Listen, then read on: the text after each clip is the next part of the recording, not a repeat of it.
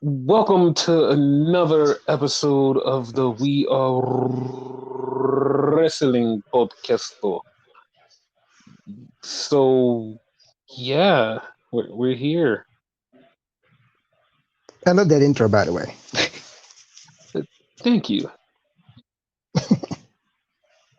So, just like everyone's favorite wrestler, what do you want to talk about? Wrestling. Okay, pal, we could talk about wrestling. And let's start with Monday Night Raw. I, I feel like this week was just like kind of boring. There was a lot of boring stuff that happened this week. Nothing extravagant happened. Everything was kind of boring and like boring as fuck. I don't know why, but shit was boring. Mid, say So the like, least. it's not. It wasn't even mid. It was like below mid. It was just like really fucking boring. Just really fucking boring. Like I'm gonna be honest, there was nothing that happened this week that sticks out that makes me go, "Oh shit, this was so cool this week." Yeah. I don't know. Like I don't know. It just was boring. It just was boring as fuck. So Raw started out with the recap of Thunder Down Under, aka Elimination Chamber, and they basically They should make a recapped. paper you call that now. I hope not. I really hope not. Because like it was like that was so weird. It was so weird. So yeah, it just started out with just like stuff that happened with Dominic. He came out. Basically, he came out and started talking stuff, and then all of a sudden, then here comes Rhea Ripley, and yeah, she just talked about how she had a great time and she won, and nobody could see her in the division, and then all of a sudden, here comes Becky Lynch. Yay. Why did she yay that? What was so? Why did she yay I Becky don't Lynch? know. It was a thing. So so many people seem so angry at Becky. I don't care. Okay, so explain that because I have no frame of reference for that. Why are people mad at Becky? Apparently, and like mind you, like I just said, I don't care. This is gonna be an awesome match. She's always on the limelight. She's stealing the thunder of like other superstars and whatever. Basically, the excuse like they use for like everybody who's like a megastar that's in the main event or whatever. Okay, At so least let that's what me. I've seen commented out there. Okay, so to be honest with you, like I've heard small, like a very small minority say stuff about, oh, Becky, but it was so small that I mean, like small as in three people said something about Becky, and it's like, okay, like once you see three people talk about it, it's like it doesn't even matter. So to me, it was like, oh, it's not a thing. And for you to tell me like this is what people are actually saying makes me laugh because over the last probably 2 years, Becky hasn't been in the spotlight. Like Becky Yeah, literally has not been in the spotlight. She hasn't done shit. Like she hasn't been in no exactly. women's title matches. She literally was in just like other feuds. She did nothing. So her coming back into like the main event status means nothing. It's like, dude, what are you talking about? Like what are you even angry for? Becky hasn't done In shit. fact, she, she had a losing streak at one point. Like she like is a storyline her questioning herself or whatever after she lost to Nia Jackson, whatever. So Dude, like, yeah, I'm totally okay with it. yeah, it's like there's no reason for anybody to even be mad at her because like she hasn't been in the spotlight. Like she literally said, you held the world title. I elevated this division, which she did. She literally had other matches that people were like, oh shit, Becky's having matches with this person and this person, this person.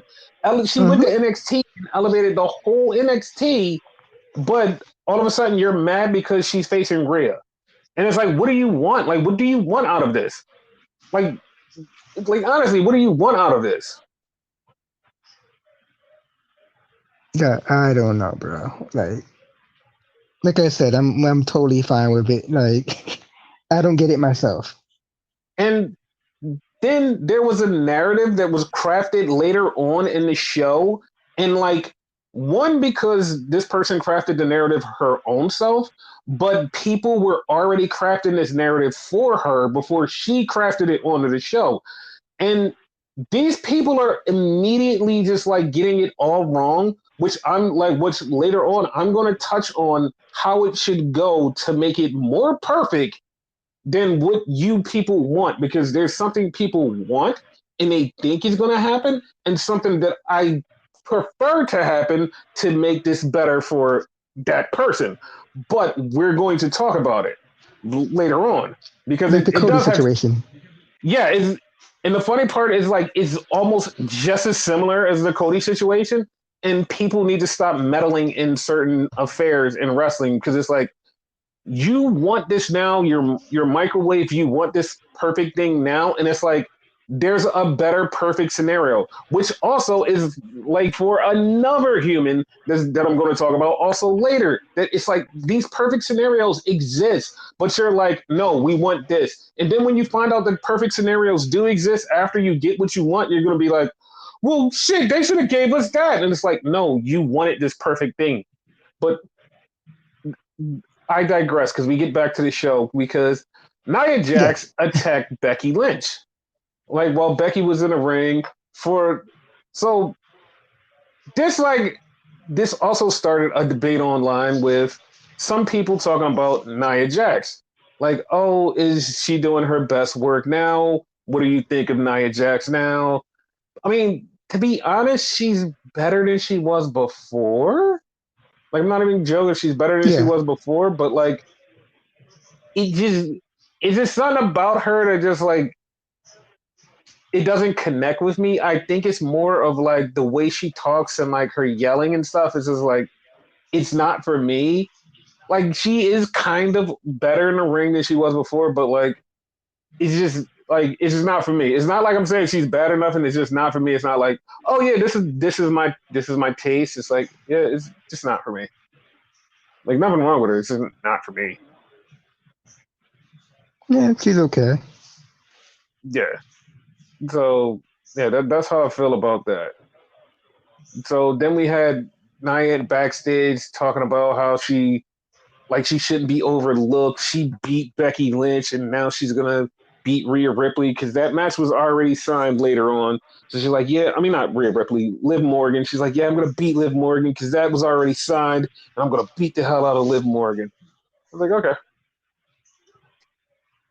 So then we had Samuel Zenin versus Shinsuke Nakamura, and Sami Zayn beat Nakamura. Now, I'm gonna be honest, like, cause where this is kind of going, because like it's going in one of two options. Hmm. I don't like where this is going in those two options because once again, if people get their way, then they're gonna get option one of the option that they want, which is Sami Zayn being put in the IC title thing. And I'm like, guys, no. Like, because there's a way to do perfect stuff, and you guys are just like, no. And then option two they went for Sammy is like, oh, turn it into a three-way with him and Drew. And it's like, guys, no, no. People need to fucking relax. Cause like something happens like right after this, like they interview Sammy and they're like, yo, Sammy, you gotta win, blah, blah, blah. And then Giovanni Vinci and Kaiser pop up, and then Gunther, and like it immediately, like what I always say, they do the optics thing, and it was just like Yeah, immediately everybody was like, "Oh yeah, he's gonna win the IC title. He's gonna win the IC title." And as the night goes on, you see other stuff pop up, and you're like, "Okay, now you're kind of questioning: Is Sammy gonna go for the IC title?" And there was a theory presented, and I'm just like, I like that theory because it makes everything fall out the way it should. But then people are still like, yo, they should still add Sammy to the Drew thing. And I'm like, guys, just be patient. Like I want to say let the story play out, which is not exactly what I mean by let the story play out. I mean, there's a story here. You know the story. If you're an actual like deep lore wrestling fan, like if you're a deep lore wrestling fan and has been watching wrestling for years, you would know that there are deeper stories to be told if you just don't go with like I'm gonna go with what's happening right now and just I want my thing now. Like there's stories that get told over time. Like you just have to wait for it. And it's like, nah, I just Yep. want what I want. But it is what it is. So they did a little vignette for New Day versus Imperium, which is a street fight later on, which I just was like, I hope this is the end. They literally said that in this match, it was like, yeah, this is the last match that you're gonna have. And I'm like, thank God. It's like, Jesus, like, I'm tired of this. I don't think it will be though. To be honest with you.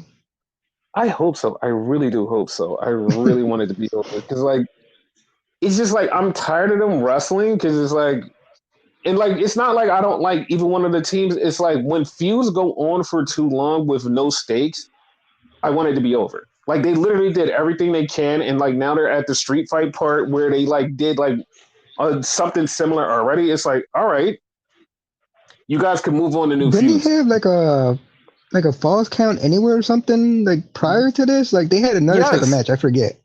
yes, that's the problem. It's like you've had all these stipulation matches. You can't do anything, but like the next match is literally somebody has to die. Like that literally is the next match. It's like so. I, Please break apart. I I wasn't gonna take it that extreme. I was gonna say loser leaves Raw or something, but damn. It has to be because it's like you've done everything else. It's like so now the feud Yeah, has to be over. Like you have to move on. yeah. So That would be the only way then, because if it's not over, that has to be the only way, because it has to end. yeah, it just has to be done. So then we had Yeah, Raquel Rodriguez face Chelsea Green. And she beats Chelsea Green and it was like, oh, okay, cool. She beats Chelsea Green. All right. Like kind of I wrecked don't her. know. Yeah, I was like, I don't know what the point is with this. And then we had that Sammy Gunther promo where people immediately just like lost their minds. Like I said, there's an option that's been presented that I really like the option, and I'm gonna get to it by the end of the show. We're gonna get to that option. So Okay. before I forget, like you brought this up to me because I saw it and I totally forgot to bring it up on last podcast about Bronson Okay. Reed because after the podcast was over, he was like, "Yo, I saw this thing about Bronson Reed facing Seth Rollins at Elimination Chamber," and I was like, "That's what I totally forgot to cover," because it was like I found out so early in the morning. Like I said, I watched so much shit like I totally forgot on that episode. But yeah, Yeah. like that was a thing. Like we literally said on the podcast, it should be Bronson Reed versus Seth Rollins at the pay per view, and that was supposed to happen until Bronson Reed's wife got pregnant. So yeah. So what do you That think was about the cool that match? we predicted that at least. Yeah. So No, what do you think it about would have the? been a banger. Yes, it would have. So then we get Cody Rhodes, and Cody is talking about The Rock and how he wants to beat The Rock, and he talks about Grayson Waller and he's going to wrestle Grayson Waller. And I heard a couple people get mad that like this match was happening. It was like, why couldn't Grayson Waller wrestle at Elimination Chamber against Cody Rhodes? And it's like, guys, if he wrestled Cody Rhodes at Elimination Chamber, there was no way he was going to win that. Cody was definitely going to beat him. There was no way he was going to beat Cody. So it's like you're going to lose in your hometown. I'd rather him just be in the fucking interview segment where he kind of gets over and he doesn't get beat up. He didn't get touched in that promo. Like he just was there. Basically. Like if he would have wrestled, he would have had to lose because Cody's going to WrestleMania. There's no point in beating him, and there was no way for him to win. So it was like, yeah, that. That's it. And plus, there's like a slim, microscopic chance that Grayson could have won due to interference and whatever, you know? Yeah, but then like It was that. that would have yeah, but that would have still made Cody look dumb. It would have made him look dumb because like now people would have been like, oh, why do you beat the WrestleMania main eventer? Like it, like yeah, so like just Yeah. to avoid all of that, just like have that interview segment and have him beat him on Raw. Like so everybody wins. Like there's No, no loss for Grayson and everybody wins. no, that's what I mean though. Like the quote unquote Grayson winning, which he should have won to begin with. Right? I'm just hypothetically, right? It should have Hmm. been on Raw if it were to happen. Which thank God, you know. Yeah, like I mean, it was a thing. So Yeah. then we get Gunther talking, and all of a sudden, Judgment Day comes out. I'm not gonna lie, I that was not what I was expecting. I was not expecting that. Same. It was so weird. And then Priest basically gets in Gunther's face and said, by the end of WrestleMania, Judgment Day is going to hold all the gold, and that includes yours. So I'm automatically thinking, okay, they're setting up for Priest and Gunther. But then Dominic steps up and was like, yeah. So Dominic is like, okay, Dominic wants the IC title. And then like we I have a didn't little see that. back but the funny part was we had a little back and forth between Gunther and Priest. And like in my mind, it wasn't like, oh, this is an IC title feud. I was like, huh. Like this that's all I could say was, huh. There, there could What's be what's something what's the term you here. always use? Foreshadowing. Yes, this was Yeah. 100% foreshadowing. And it was like, hmm. Like, and people are like, oh, it's a future IC title match. And I'm like, is that really No. what you guys see? Like, like, like this is far from an IC title match. This is a world title match. And as I'm saying that earlier today, like, because there was already like talks of Gunther not being able to go out of the country to go to like France and stuff because of a visa issue. He had a visa issue. He couldn't like do travel. So they were like, oh, like, I don't know if he'll be able to go to this place or that place. And earlier today, it was like, oh, Gunther's going to this thing in, I think it, not Austria, in like some place overseas. He's going there in May. And so that means that he's able to go and fly everywhere. So when we get to Bash in Berlin, he gets his big return match. And that's, yeah, that's, if I'm reading the room That's right, then we all know what's happening there. We all know what's happening there. It's either happening or like he's going to walk in. But I want it to happen there. Like I want him to be win the world title there. yeah. That's gonna be awesome. Regardless, for him, it's gonna be awesome. Yes, against who? Well, I don't know against who. I mean, it's not like I have any judgment on who he can face. I mean, you never know. But yeah, like it feels like something is coming. It feels like something's coming finally. And My favorite part of that whole segment, though, he called fucking JD McDonough the big head one.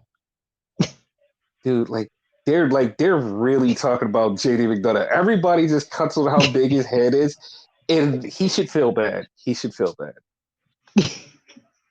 I'm Didn't he try to get a fucking Funko done? yes, he I did. swear he Yes, he did. did. He did. He definitely did. That is so fucked up. So I'm buying that shit as soon as he fucking gets it. so then we get in the back and Rhea walks up on the Judgment Day. Was like, "What the fuck is y'all doing? Like, what are y'all doing?" And he was like, "Yo, we're just like we're doing stuff." And they go to leave, and Dominic sees Andrade, and he's like, "Yo, let's catch up, yo." He's like, "I miss you," and he was like, "Yeah, we're going to talk to Pierce." And Andrade goes, "You know what? I'm going to talk to Pierce because I need my first opponent." And he's like, "Oh, okay." So yeah, like that kind of looked like Andrade is going to face Dominic at some point. Yeah, So I don't know if that's it's the way I going to, took it. yeah, I don't know if it's going to be on a Raw or if it's going to be a WrestleMania match. It probably won't be a WrestleMania match, but it might be a Raw match. Hopefully, it's a Raw match because I don't know. I see bigger things for both of them. Okay, so we'll talk about that in a few. Okay. Okay, no, fuck it. Talk about it now. What do you see for Andrade? Uh, well, for both of them, I don't know which one exactly. Like, I'm saying multi-man IC title match, and like I can see both of them in it. Not a one-on-one match though between them. See, that's what I was going to talk about later. So here's the thing: the Hmm. multi-man IC title match was brought up by Dave Meltzer. Once again, he always gets shit Okay. wrong. So he brought this up, but the way he brought it up made me go, yes, this makes perfect sense. Because if they have the multi-man match, not the multi-man IC title match, but the multi-man match to see who gets the IC title on night one, makes perfect sense. Because that's when you have Sami Zayn in there, you have Dominic, you have all of these other people, all of them in this one match. Because now they're all on WrestleMania card and they all lose. And then the winner goes on to face Gunther the next night and win the IC title. Like, that's how it should be. Like, that's how it should be. Everybody gets on the card, everybody takes an L. Like, you get Sami Zayn losing. And that's the thing. Sammy loses, and we move on to the thing we want for Sammy more. Like, fuck it, just do Yeah. that. Like, do that. So yeah, Yeah, I'm good with that. I'll give my thoughts on who I think should win later. But then we Okay. have the street fight, and the street fight is over because fucking Giovanni Vinci, no, Ludwig Kaiser uses the tights and beats Kofi Kingston. And the thing that fucking fucked me up was Michael Cole was like, he's using the tights. And I'm like, Cole, this is a street fight. It doesn't fucking matter. Here's the thing, right? Uh-huh. While I 100% agree with you, it's a street fight. It doesn't matter, right? Mm-hmm. That's the weirdest way to fucking cheat in a street fight. I know it is. Like you could like that's the most basic of things. Like you could have used brass knucks, the fucking ring bell to knock him out, something. No, you pulled the tights. Like, oh, okay, that's basic, but whatever. Yes, it was funny as hell. But I just love I love how Michael Cole was like, he used the tights. And it's like, Michael Cole, you could do whatever you want in a street fight. It's fine. Basically. So then we get Chad Gable. And Chad Gable walks in with a suit, not his regular hokey Alpha Academy shit. He walks in with a suit, and he just talks to Adam Pearce and says, "Yo, I want the IC title. Like I don't know how, I don't know when, but I want the IC title. Like I want to beat Gunther. Like I owe him. I fucking owe him."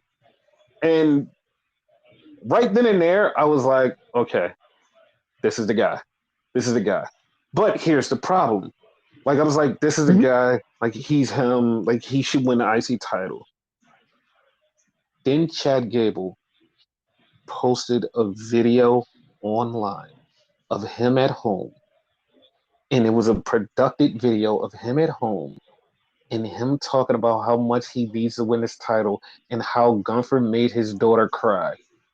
And I immediately was like, he's winning the fucking IC title, and there's no one can tell me different. There's no one that can tell me different because this video was so deep and emotional. I was like, there's no fucking way that anybody on that roster even has a small chance to even be the IC champion except for him.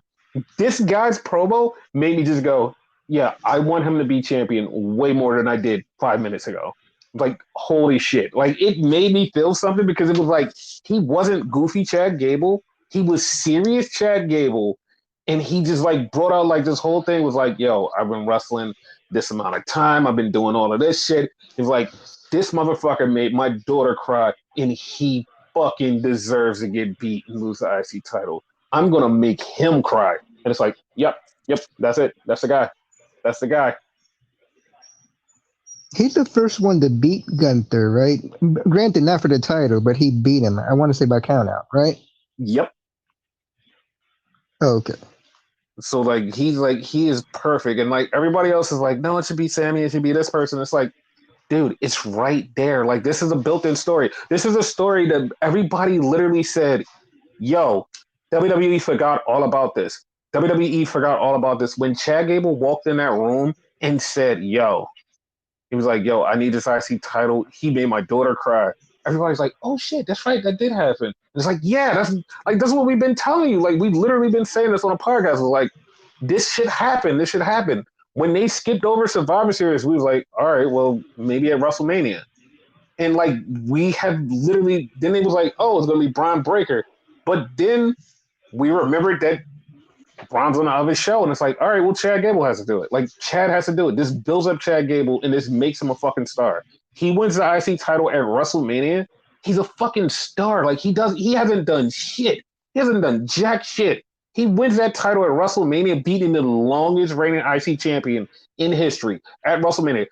Chad Gable could lose it on fucking Raw the next night. He's a fucking made man. He beat Gunther. Yep. He beat the longest reigning IC champion at WrestleMania. He's a fucking made man. He doesn't have to do shit else for the rest of his life. It's like, yeah, he's a made guy. Like that's what it's all about. That's what it's all about. When you do beat streaks like that at a specific time, and just like, okay, this is the longest running blank champion. Oh, this person beat him. Holy shit, this person is a guy. He's fucking set. And that's what it's all about. Yep. I can see that. So then we had Zoe and Shayna beating Candice and Indy. And I literally was like, I don't know why the fuck this happened. I have no idea what has happened. Because like they just wrestled like last week or the week before. Like I understand that Shayna and Zoe were mad because like how the fuck did they get a tag title shot at Elimination Chamber and we didn't get shit and we beat them? Like what the fuck? They even said that in the backstage promo. Like, we beat them twice. Yeah, and then they beat him a third time. And that also leads to Candace getting a little bit upset, and it looks like she's going to go heel. Mm. Like, I'm okay with that because, like, I just want Candace to do something. I don't want Candace to just be sitting there. Candace is a great wrestler. I want her to do something. Like, just do fucking something. Yeah. Like, I've been clamoring for Candace to do something for a long time. I just want her to do something. Just like something. Like, let her off the leash. Let her be herself. Because she has her whole heel, like, aesthetic and whatever. Like, they called her even the poison pixie and all that. That's all heel stuff. Yes. So Might as well. so then we get a backstage segment with Regeneration X. It it I was laughed with that one. it was so fucking funny because he called Ciampa Triple H, and then they were getting ready to leave, and Ciampa goes, "Are you ready?" And Truth was like, "What did you say?" He said, "Are you ready?" I was like, "Oh my god, he did the thing." So, question: Uh huh.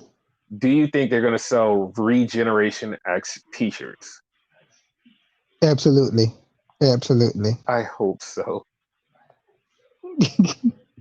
So then we got Drew McIntyre, and Drew comes in the ring, and he starts talking about how he had this match at Elimination Chamber, and after the match, he went in the back, and he found out that he had a busted eardrum, and they said he may not work WrestleMania.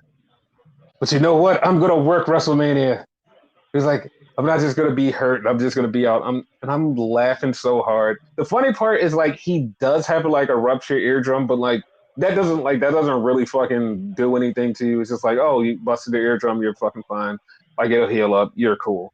But Yeah. it was so funny, like how he was just marking just like CM Punk, and then he did this sit down just like CM Punk and cut the promo, and I was like, Drew is so fucking awesome.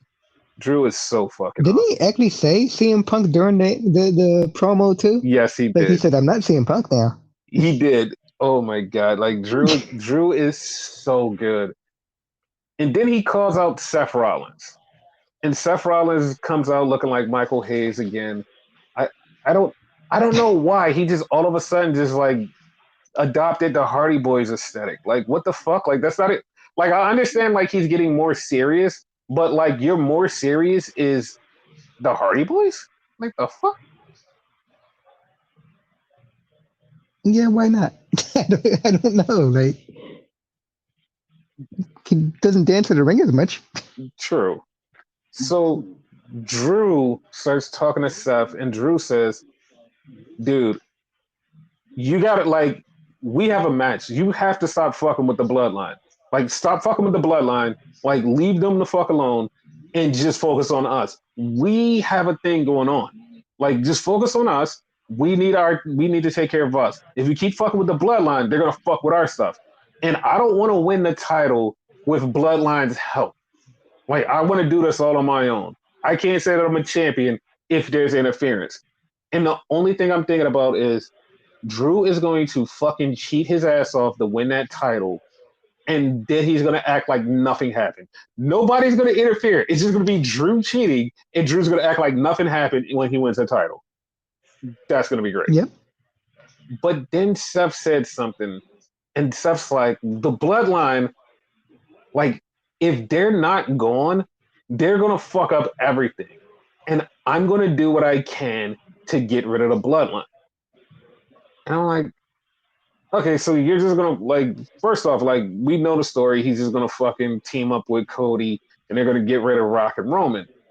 But like the way he kind of said it, because he's been saying this thing how he built Roman and created Roman and all this stuff. It feels like slowly, like Seth might be turning heel, and like I know nobody is like paying attention to that, but like the way he's like too obsessed with the bloodline, I feel like that's what's gonna cause Cody, but it's not gonna cause Cody the same way you think it's gonna cause Cody.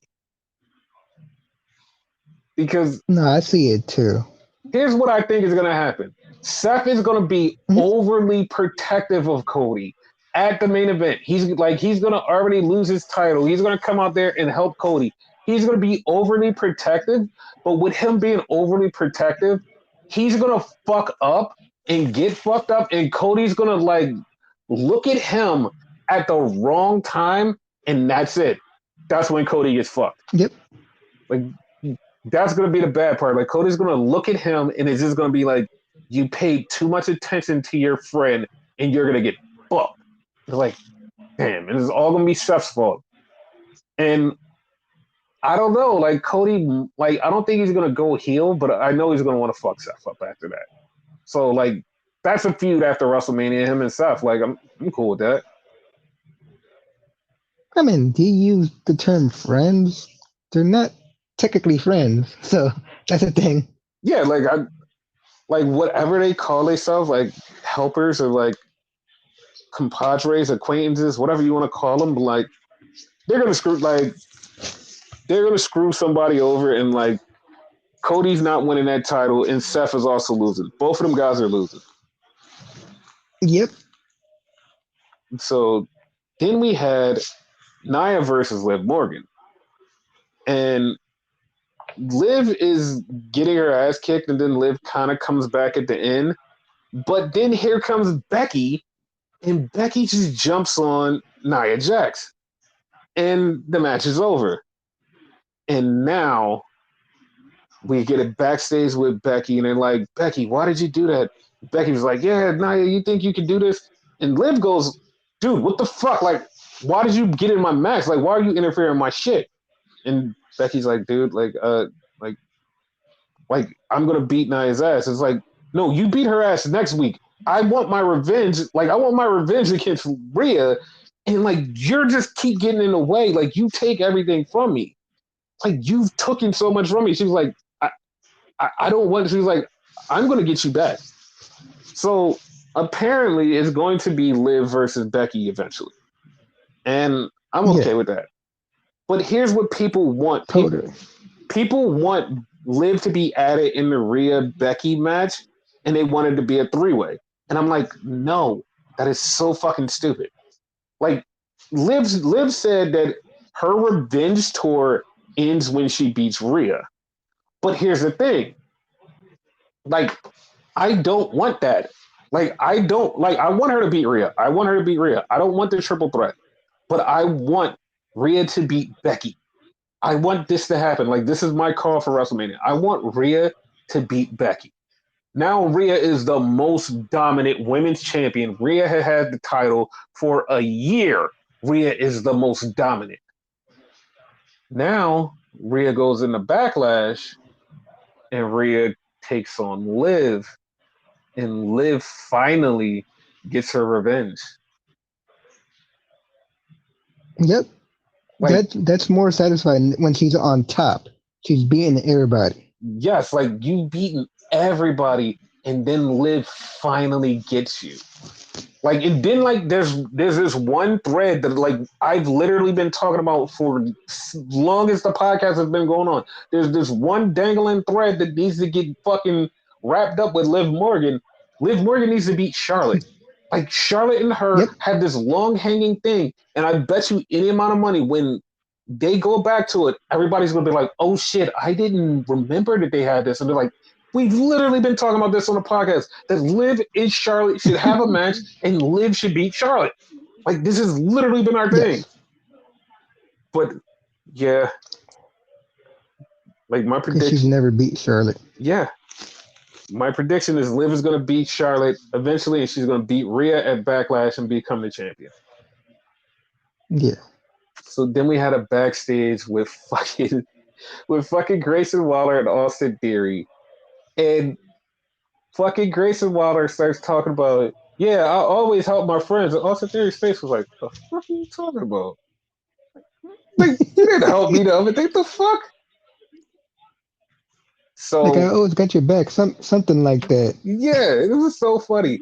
And as this is happening, if you look in the back, Paul Heyman is walking in the back. Like, he walks right by them in the back. Now, according to some people who supposedly watched the show, Dave Meltzer, like at the end of the show, like they're talking about Paul Heyman being in the show, and he goes, "Oh, they said it happened on like Twitter or something. Oh, this is because like WWE and Elon must have like this joint thing, and they must have like said it on Twitter, and that's how everybody got it." And it's like, what? The fuck? That's exactly what he said. Like, this is exactly what he said. He was like, yeah, WWE and Elon have this thing, so like they must have said it on Twitter. So like that's how everybody got it. And it's like, what? It was right there in a backstage segment. Like, it was like he walked right by. Like, it's one of the things that they do in WWE that they've been doing for years since Triple H got there. Hey, when somebody walks by, like, you see him in the background. And it's like, oh, okay. Like, when he said that, I was just like, yeah, you just like are totally checked out of watching wrestling at this point. Like, you didn't even notice that, and it's like, yeah, you're just totally checked out. So yeah, so Always pay attention to the background and backstage segments. exactly.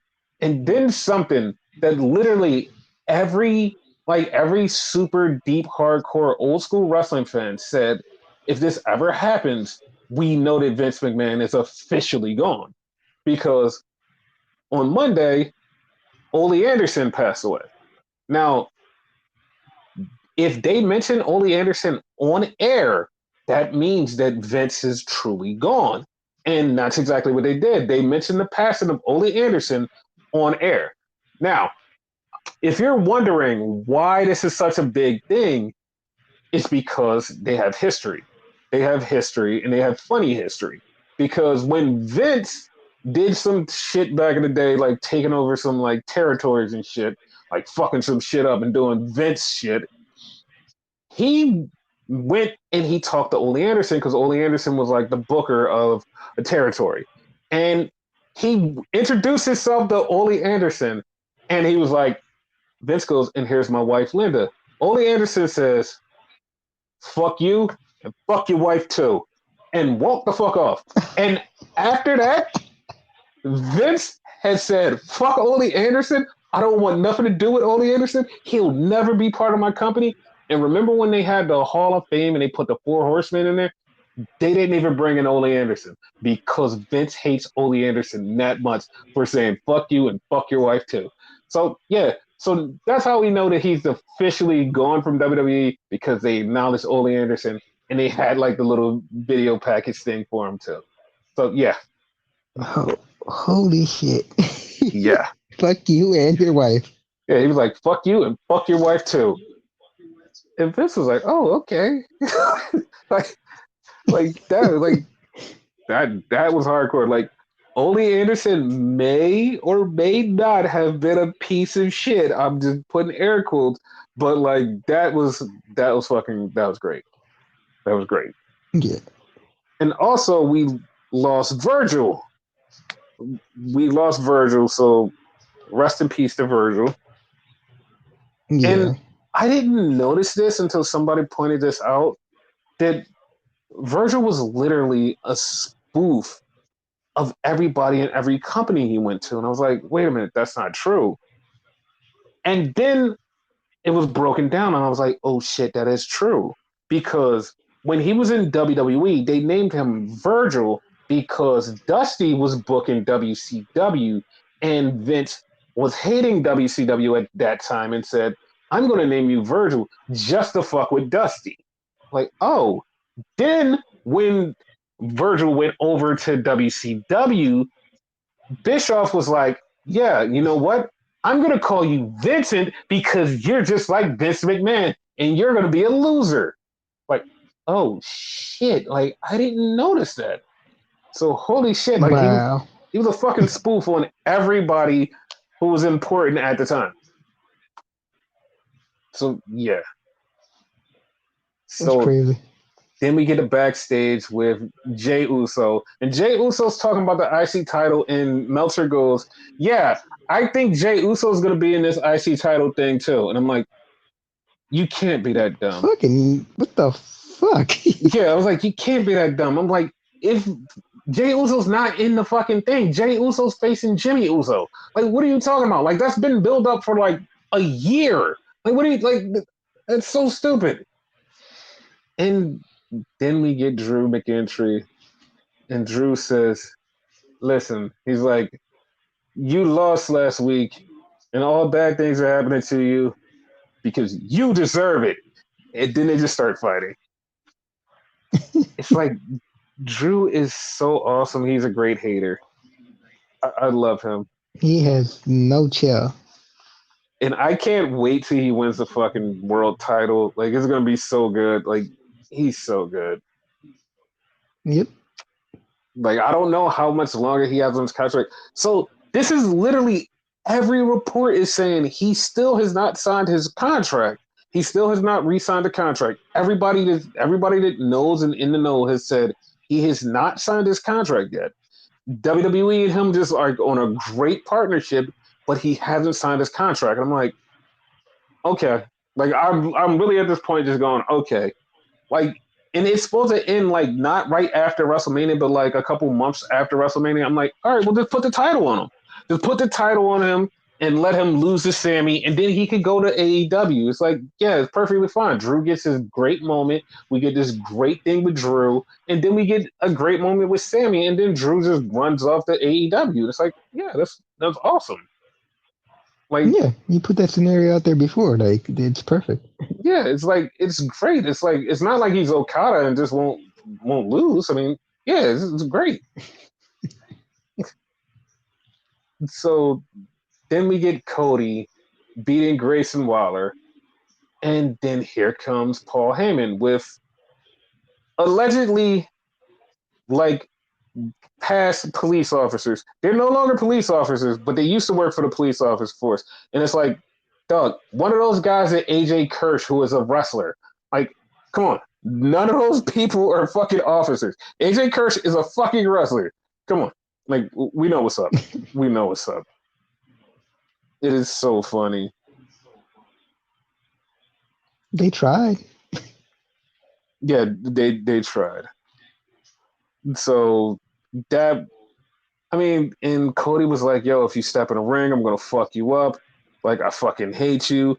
I'm going to kick. I'm going to kick his ass. I'm going to kick the Rock's ass. Like, and there's nothing you could do. And I'm going to take down the bloodline." And Paul Heyman grabs a phone and he says, "Call Roman Reigns." Then he pulls out another phone, call The Rock. And everybody was like, "Does he not know how to use a three-way?" And I'm just laughing because that's not the reason he has two phones, guys. That's not the reason he has two phones.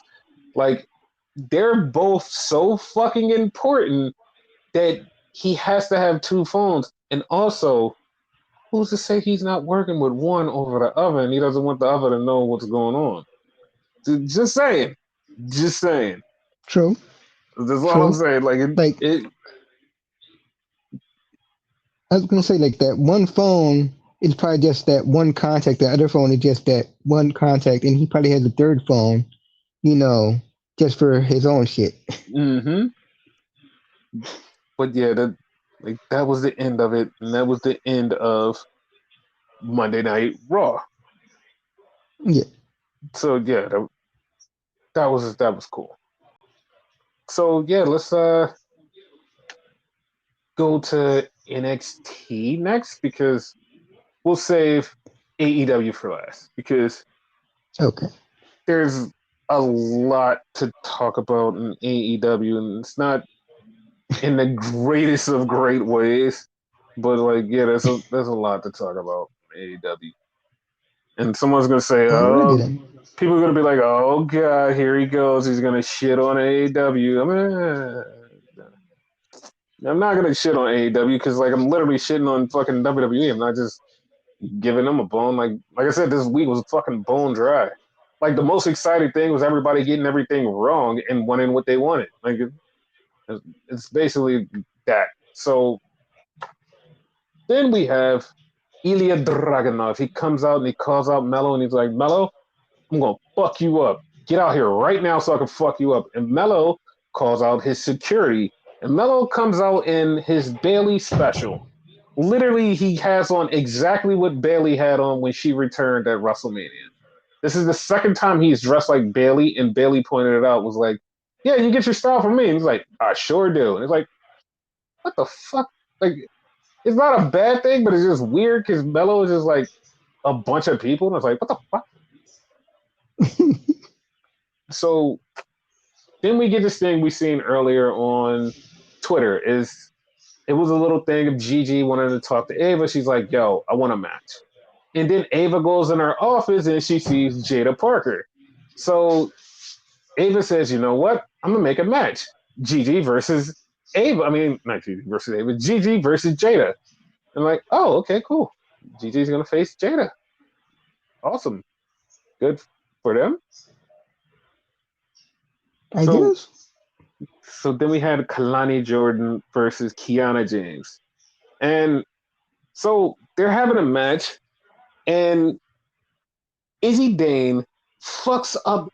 Yo, she fucks up Kalani Jordan so bad that like Kalani just hits she hits the bat so hard, and Kiana just picks her up and gets the win. I'm like, dude, Izzy just murdered that girl. She's too strong. Yeah, she is. But like this feels like it just came out of just like a random talking segment. So I mean, whatever. It's like it wasn't nothing special. Like the most thing I was impressed with was like Izzy's power, and that was like it. Like it was nothing else. It was like, oh, okay, cool, whatever. Like it moved. I It moved mean, on. What?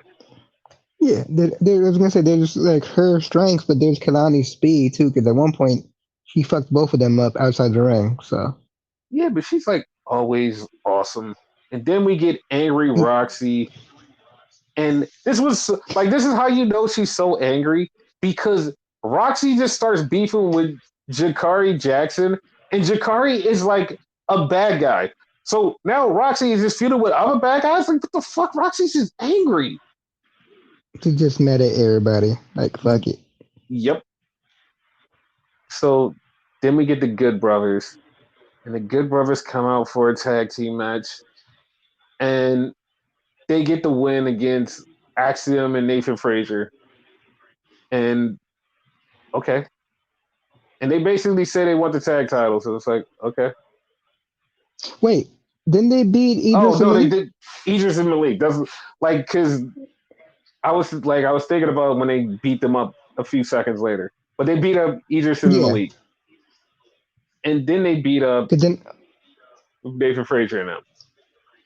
yeah, all hell broke loose. Yeah, and then Chase U came out, and the Wolf Dogs were standing there watching. And then at that point, I was like, wait, there's a lot of fucking tag teams here. What the fuck is going on? LWO. Oh shit, they did because they came out too. Yeah, it was. Yeah, that's why I Yep. was like, there's a lot of fucking tag teams here. What the fuck is going on? And two of those tag teams are on fucking like the main rosters. What the fuck is going on? Yep. Yeah, I was very confused. So then we had Ava, and she's talking to Obafemi, and right after that, I just busted nut because we had Obafemi and fucking Ilya Dragunov with a face to fucking face. Oh my god, my god, my god. Oh, I, face to chest, cause that man is fucking massive. yes, but like, oh my god, that's what I want. I want that match. I want Dragunov versus Obafemi. I don't know how. I don't know when. I just want that match. I want it. I want it so bad. Like, yeah, just give me that match. So then we had Roxy come to the ring, getting ready for her match with Jakara Jackson, which is just like they actually put Roxy in top spot of the most dangerous places in NXT. A locker room with Roxy, the NXT parking lot, and backstage at NXT. Like, holy shit, Roxy out like she's out crazy the parking lot. Holy shit. Cause you know that shit is fucking crazy. Yes. So Roxy winds up beating Jakara Jackson with the crossface. And then we get a backstage with Nikki and JC and Thea. And they're basically still giving Thea bad dating advice. And then Thea was like, well, I got some advice from Fallon. And JC's like, why are you getting advice from her? Like, she doesn't know anything. Like, you're doing this wrong. You're going to blow it. And then all of a sudden, Kiana James and Izzy just show up and they're like, yeah, like Fallon Henley is wrong. Like, she's a loser. You were a loser. And then JC, Nikki, Izzy, and not Kalani, Kiana, walk off together because like now they're all friends. And Thea was sitting there and was like, wait, I was a loser? I used to be a loser? Like, no, dude, you're a loser right now because you're listening to them and thinking you're a loser. So you're a loser right now. Get your shit Yep. together. Like the fuck? Like Now she's I gonna start doubting herself, and like it's gonna get bad. like I can't wait that Fallon picks her up and makes her better, and like she gets back to normal. Like even if she is like annoying, weird little Thea, at least she's gonna get back to normal, and she won't be emo Thea because emo Thea is Yeah. not. It's not it for me because it's like she's not even cool emo. She's like I'm sad emo. It's like oh, I don't like that. So then we have the Wolf Dogs talking to the Good Brothers, and I once again I'm just thinking the same thing I always think of when people get injured or have time off is like, what the fuck are you guys doing? Because Carl Anderson is fucking shredded. Like Carl Anderson at the end of his New Japan run was not shredded. Carl Anderson in New Japan was not shredded. Like when he went back to New Japan, he just was like, "Hey, I'm just Fat Carl." Now Carl Anderson is fucking shredded. It's like, what happened? Like when did this even happen? WWE, AJ Styles. Yeah, it's like you get injured or you take time off. You're like, I'm just gonna go work out, bro. That's exactly what happened. It's like, what the fuck? Cause you see AJ, like when he came back from injury, like he shredded his shit. So Randy same too. thing. Yeah, Randy too. It's like, what the fuck? All we need is Gallows to get buff and shit, and like, yeah, you have like a perfect squad there. So then we had Because Nick Chen Dijak. is buff already. Then we had Dijak versus Lucas Crucifino, and I have to apologize. I have to apologize. This motherfucker was really good. Lucas was really good. He fucked Dijak up. He fucked them up. And then at the end, he used the fucking crowbar because Joe Gacy came out and distracted Dijak. Lucas used the fucking crowbar to hit Dijak, but he didn't win because Dijak still won, but he hit him with a crowbar. What the fuck? You know, someone's good when like someone who's like perceived to be a jobber for all intents and purposes. You know their name. Yes. So when he used the crowbar, the Don looked at him and Don basically was like, "Yo, did you see that? Yeah, I saw that." I was like, "Oh, okay, cool." Like I don't know what that means. Like I don't know if that means he's part of the family or what's going on. He's the family lawyer. Okay, I'm okay with that because he has a good vibe. So I mean, yeah. And it So would fit the aesthetic to the whole like mob boss thing. of course, and if I kind of read the room right, because something happens later on that we're gonna talk about that Mhm. I see a tag team being formed, and I'm okay with that. Okay. So, and we're going to talk about when we. I mean, we could talk about part of it now. Well, we'll talk about it later. So then we get Noam Dar talking shit about Catch Quarter Crew, and he's like, "Yeah, I'm gonna fuck those guys up. I don't even know which one I'm fighting. I'm gonna beat all of them." Like, no, you're not. So What did they literally put him in the match against all of them after he said that shit? that would have been so good. So then we get Lyra Valkyria, and she calls out Tatum Paxley. She's like, "Because you were a good girl." And it was so funny because Tatum just pops up out of fucking nowhere, literally. And she's like, "You called?" And was like, "What the? Where were you? Like, where the fuck were you?" It's like she came through a crowd, but that's not possible. Yeah, it was like, what the fuck? Where did you just pop up from? Like, it's weird. And then they basically said next week we have a tag team title match with the Kabuki Warriors, and I'm like, oh, she's screwing you next week. Plot twist: what if fucking Lyra screws her over? That would actually be fun. I would like that. Yeah. So then we got the most randomest thing. As they're talking, all of a sudden, Ridge Holland's music hits, and he comes out and he's like, "I have something to say," and it's like, dude, this is a women's segment. What are you doing? Why are you here? Like it was Pissing me so off. yeah, it was so random. It was like, why did you pop the fuck up? So he comes out and he's just talking and he's like, yeah, I gotta get this off my chest, something, something, something. And then all of a sudden, the face thing pops up with the man with the multi faces and the Japanese lore, where everybody was wrong. Because the funny part was soon as I heard the person talking, I was like, I know that voice. I heard that voice before. I know that voice. That voice is from somewhere. And the voice is talking and I'm putting it together and I'm like, that's somebody I know. And like earlier online, it was leaked that somebody was returning. They weren't with NXT, but they were returning to NXT. And like still nobody had put it all together.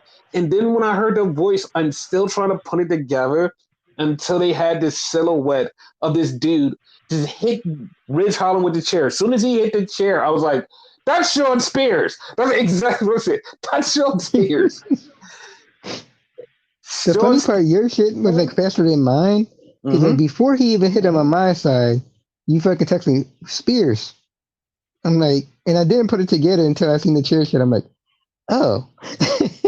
Yeah, it was fucking Sean Spears. It was like, what the fuck? And like that fucked me up because everybody that we had thought was the guy that was doing the little promos, it wasn't. It wasn't, and it was Sean Spears. And it was like that blew my mind because they actually got one over on everybody on the internet. Everybody on the internet was like, it was either one or two people. I was like, it's Boa. People was like, it's Tamatanga, and everybody was wrong, and it was Sean Spears. I was like, okay, this was a great swerve. I liked it. Yeah. Surprised everybody. Yep. So then we get Obafemi leaving, and Brooks Jensen comes up to him and is like, yo, I want to face you for the championship. And Oba was like, I guess so, but I'm going to beat your ass, but whatever. I was like, okay. All right. He gave him a look like, bitch, he must be crazy. Dude, like, I want to see it because I want to see how Brooks Jensen has evolved. I know he's going to get his ass, like, totally fucking destroyed, but I want to see how he evolved. Here's the thing. Mm-hmm. I don't think it's gonna be a total squash. Meaning he's gonna kick out a few times.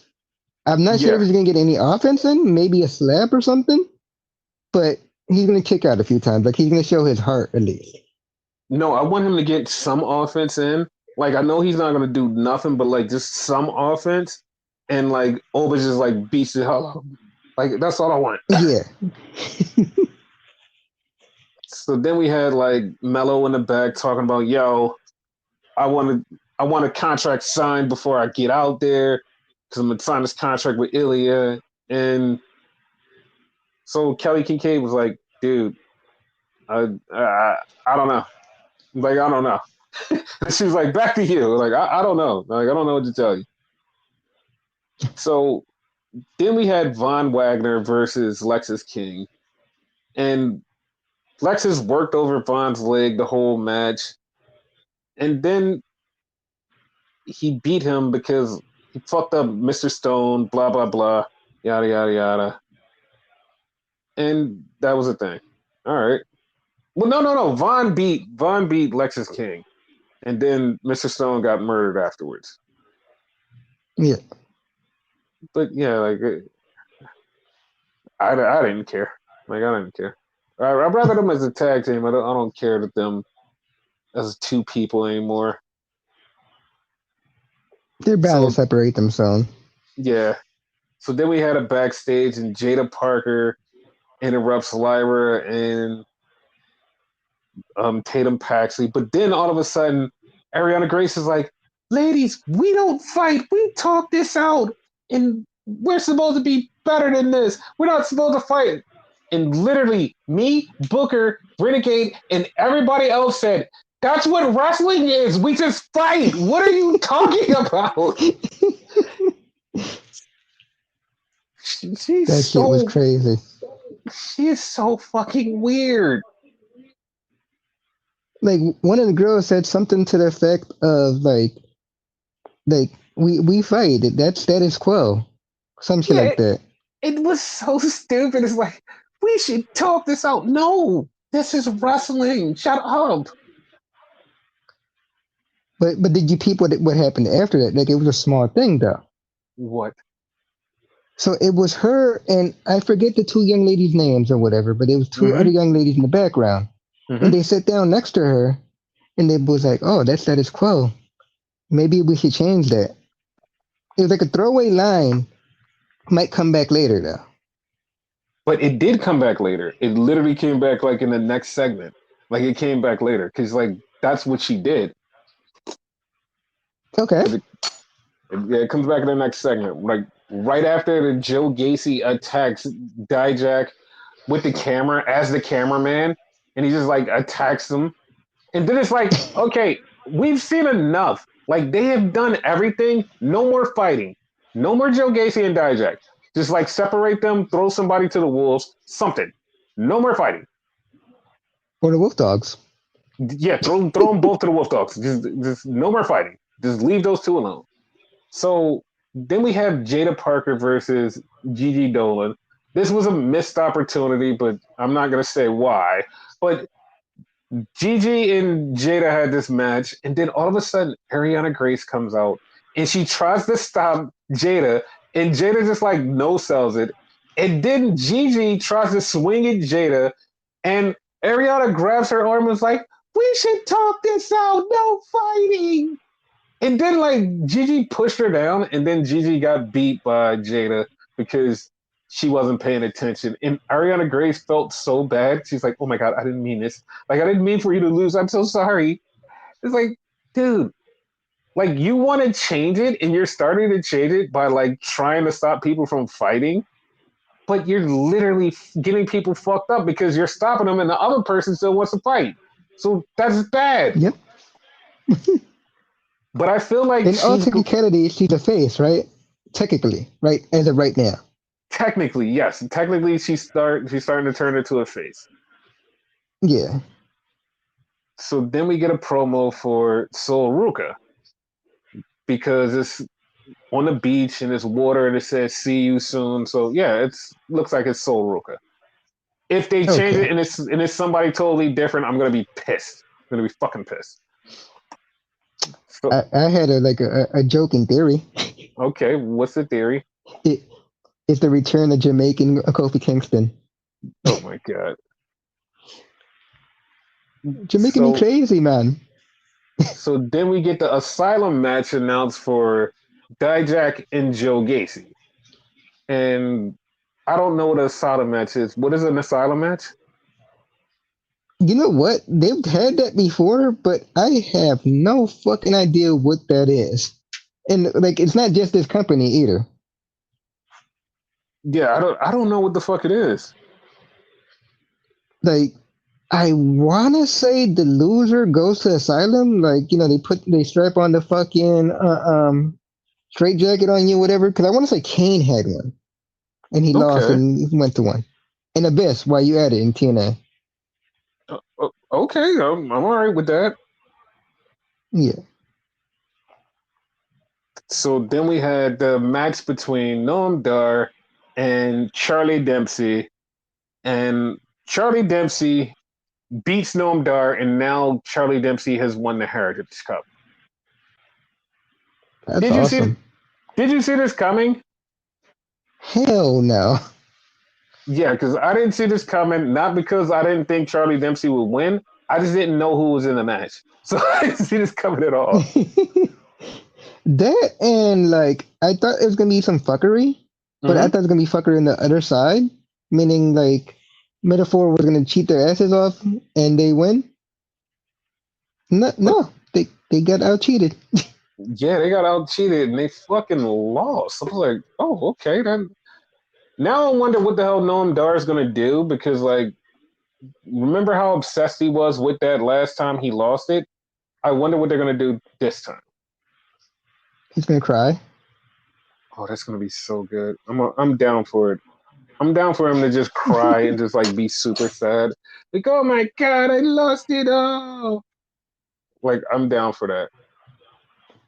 However, like imagine they try. I'm not saying they're gonna get it, but they tried to go for the tag team titles. Okay. Yeah. So Sean Spears says he's back to teach Ridge Holland some stuff, and the War Dogs are facing Chase U next week for the tag titles. And then we get the contract signing. And Mello comes out, Ilya's out, and then all of a sudden the Don comes out. And this was some of the coolest shit I've ever seen. And Mello has his security. Mello was like, yeah, this whole thing is mine. And Don goes, yeah, sure.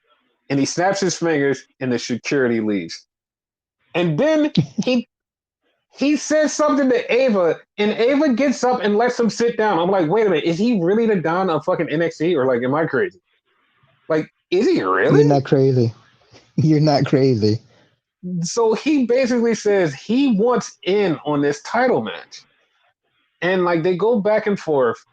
And Ava says, you know what? I'm going to sign a match next week for Roadblock. It's going to be Mello versus Tony D'Angelo, and the winner takes on Ilya Dragunov at the pay per view. And I'm like, okay, that But is she said she'll do it only if Ilya agrees, which of course he did. yeah. And the funny part was, this is not exactly what I saw. None of this is what I saw because like I literally thought they were going to do Roadblock. Mello beats Ilya Dragunov, becomes champion, and then Trick like takes him on and stand and deliver. I'm like, oh, that's what's gonna happen. Okay, cool. That's a thing. Yeah. Now is like all muddy where you're like, it could be Tony D'Angelo versus Ilya Dragunov, which I'm not mad at, or it could be Mello versus Ilya Dragunov at stand and deliver. It's like, but I, it's just weirding me out because like I want Trick and Mello at stand and deliver, which if it happens, it'll be non-title. And I don't know how I feel about that, but I do know how I feel about that because I have a theory on why it's going to be a non-title match, which is weird. Okay. I have a theory because I think that Mello's going to get called up. I think Mello's going to get called up, and they didn't want to go through this whole thing, and then Mello gets called up, and they have to do this whole title shift and all of this and change everything. But also with Mello getting called up, I think Trick is also getting called up. So they're losing both of them. So not put the title on either one of them, so it doesn't happen. That's my theory that why they did it this way. Because like I honestly have no idea why they did it this way. Like that's just my theory. Yeah. Yeah, if they're both getting called up, then it's like really weird though. Like I could see Mello getting called up though. No. If they both get called up and like it's perfectly fine because they have no title situation to talk about. Like if they're in this match and they just have the match to stand and deliver, and they both get called up, there's no title on the line, so there's no stakes. Everybody could just disappear. They had the big match blow off at WrestleMania, and they're both going to the main roster. And it's like there's no title, so there's nothing you have to worry about. Like, oh, who we're gonna put the title on now? What do we do with the title? It's like all of that's out of the window, so you don't have to think about that. But at the same Yeah, time, it's true. like it doesn't make it. It's still going to be a big match, but well, I mean, Johnny Gargano and Ciampa was a big match without the title, so I mean, that could be a thing. Like, Yeah, you don't necessarily need the title. yeah, and it's so weird that like this whole thing just like shifted. It's like everything in NXT just was like, yeah, you think you know one thing about NXT? Nah, you're wrong. Shawn Michaels booking. I tell you. Yeah, weirded me out. Fucking weirded me out. So yeah, that that was a thing. So now we go to AEW, which is Sting's final AEW Dynamite. Boo. Yeah, because we're getting the end of Sting. So here's the thing, right? So Mhm. they have a thing called Dynasty, AEW Dynasty. That's they trademarked that. What do you think that is? I have no fucking idea. That's the first I heard of it. Okay, well, AEW Dynasty is a pay per view. It's going to be a pay per view. And the funny part was like everybody that knows were literally like, oh my God, they're gonna do it. They're gonna bring in Richard Holiday, Hammerstone, and MJF. They're doing it. Everybody was like Ah, that. And I'm like, wrong. Because Hammerstone is now signed to TNA. So yeah. that's wrong. Like, so there's no Hammerstone. It's just Holiday, who is just around, but so since Hammerstone is signed with TNA, it's like, yeah, there's no real reason to do this.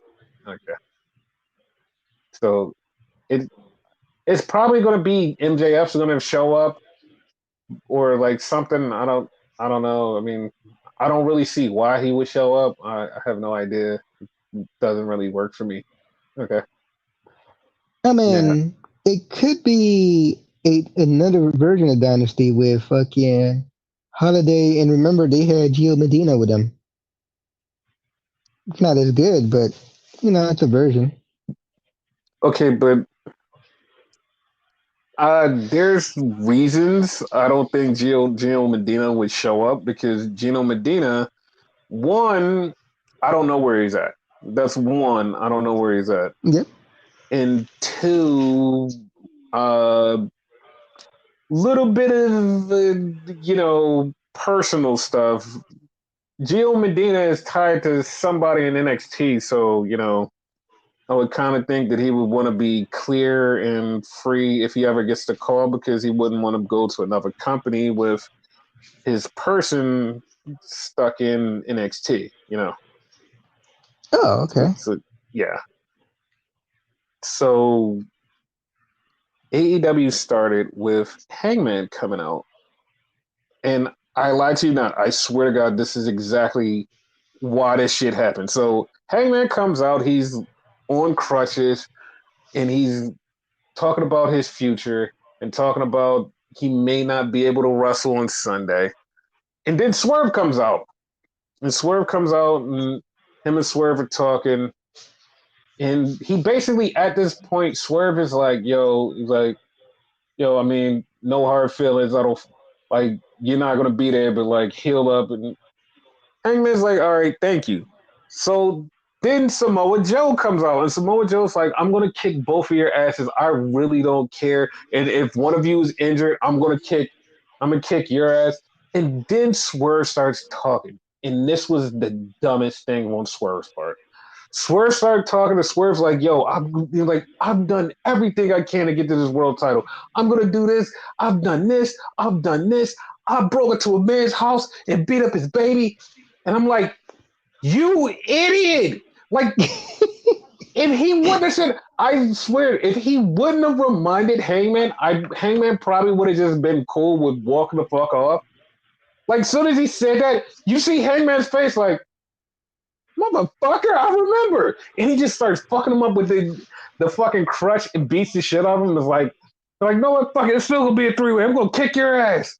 It's like, you, you were an idiot, Swerve. Like, if he wouldn't have said anything, he would have probably been like, yeah, all right, I'm just walk this one off. Like if I were to say it like he did, I would have waited till like outside the ring. Like, yeah, I would not have trust the man with a fucking crutch. Exactly, and you had your back turned. That's the funny part. It's like you kind of deserve that. Like you should have just like not said anything.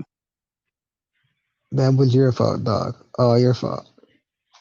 And then everybody got mad at Hangman, and they was just yelling at Hangman and like boo. And Hangman fucked up Swerve, and Swerve was laid out with the crutch shot.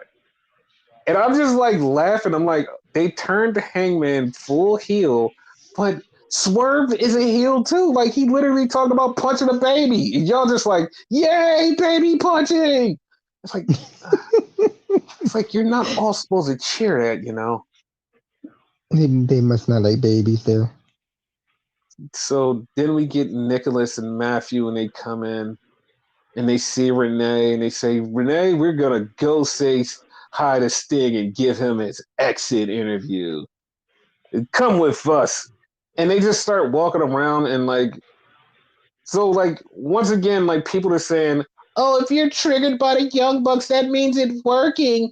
They've done it. The Young Bucks made you mad. And it's like, no, I just hate them and fucking annoyed by them. Like, and then the Young Bucks even said, well, if you hate us and you're annoyed by us, that means we're working you and you're getting worked, bro. And it's like, we've always been the best. And it's like, yeah, but like, like sometimes like human people can be fucking annoying. and you guys fit into human fucking annoying people.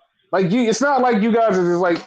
I can't be like, oh, you know what? I like you guys. Like, even if I thought that some of the stuff was cool, like you annoy me so much that I'm just like, you know what? I don't really fucking like you. And even if you go, oh, it's part of the character. Yeah, well, if part of the character is to have you be unlikable and still like your matches, when you're on TV and I didn't want to just go, I want to turn off the TV. Like I'm only doing this because I like everything else on the TV, but I want to turn the TV off when you're on it. Like if you're getting that response from me, that means I don't like you. It's nothing. It has nothing to do with your character. It's just I don't like you. And then they're like, well, if you don't like us, you don't really know us. It's like, yeah, but you're really fucking annoying. So I can't like you because you're really fucking annoying. I just think you're annoying. Like I really just think you guys are annoying. Like you're just annoying humans. Like every time I see your face, I'm just annoyed. That's it. Like I'm just annoyed. Like I can't deal with it. Like it's like all right, you're not working me. It's just I just don't like it. That's all. Simple and plain. Easy.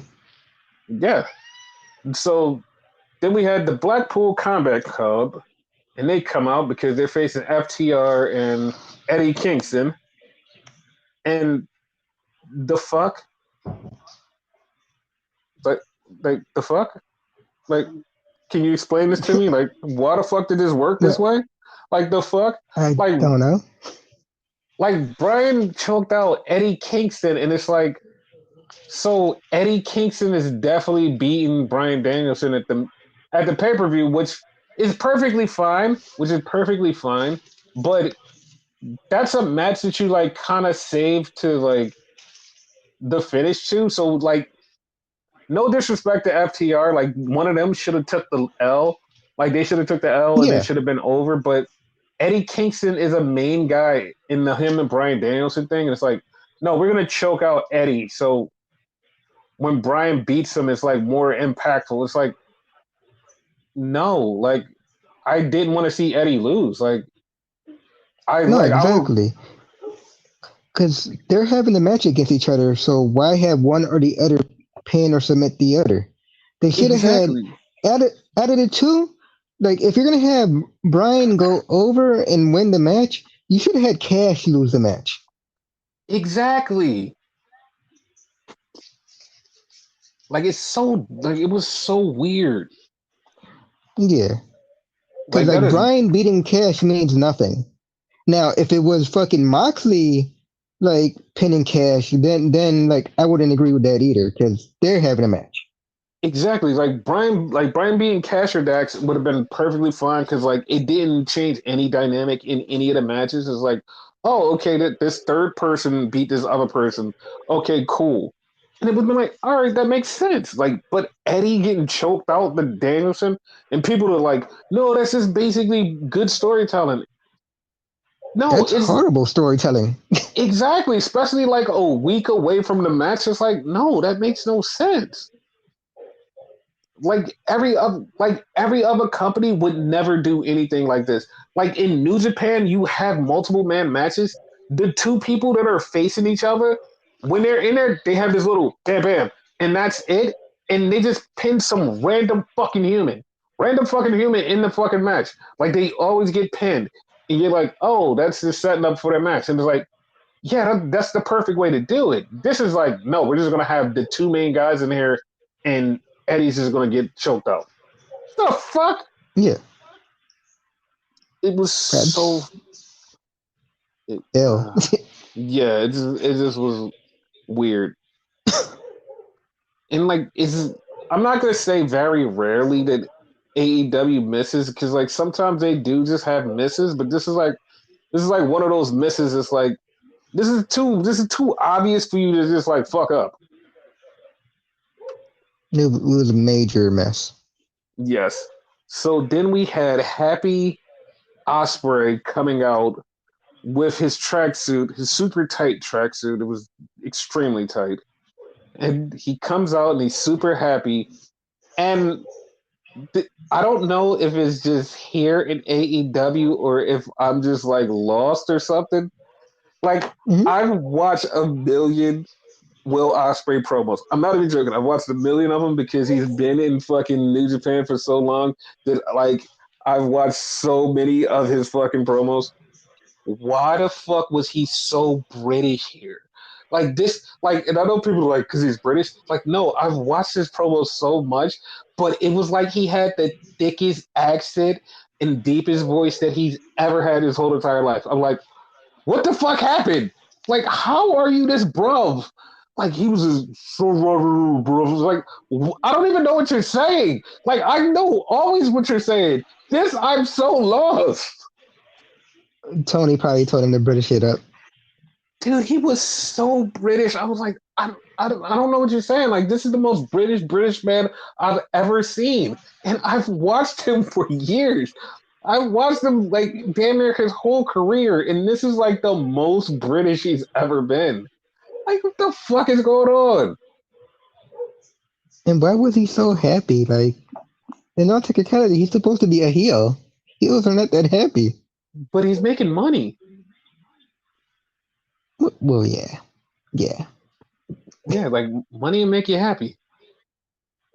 true.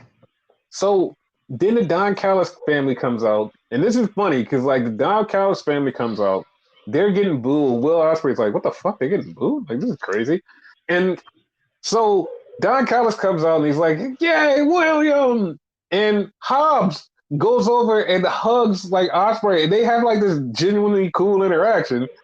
And then Takeshita, he's fucking pissed. He's fucking pissed. They shake hands and they set up for the match. So Will's definitely fucking leaving this faction, right? Like, or am I crazy? I see it. No, you're not. I see it. The only thing, Mm-hmm. Bull House might be leaving too because they had a pretty decent transaction, like you said. Like they had their own like handshake type of shit. Like it Yeah, was I weird. Like okay, that's interesting. yeah, I feel like they're gonna fucking leave this faction, and I hope so because I want this Don Callis thing to just run its course. I want Takeshita to leave too. So Oh, everybody. I just want Don yeah. Callis to just go home. So, Now I read a mhm. theory. Now it wasn't like a professional theory, whatever. Just a comment on some like thing about this, right? Was it a game theory? So no, he's done. Okay, but so evidently, like you said, like he's leaving the group, right? Mm-hmm. But what if they kick him out and betray him, right? Mm-hmm. Now the trick to it, right? Mm-hmm. It will wind up being Kyle Fletcher, like really betraying him. I hmm.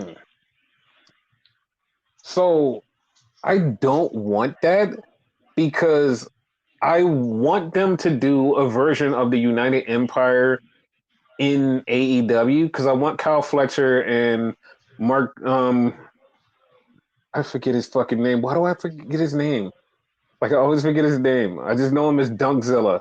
But like both of them, I want them. I want Aussie Open to team up with Will Ospreay. I want them to be together again and be a team. But you know,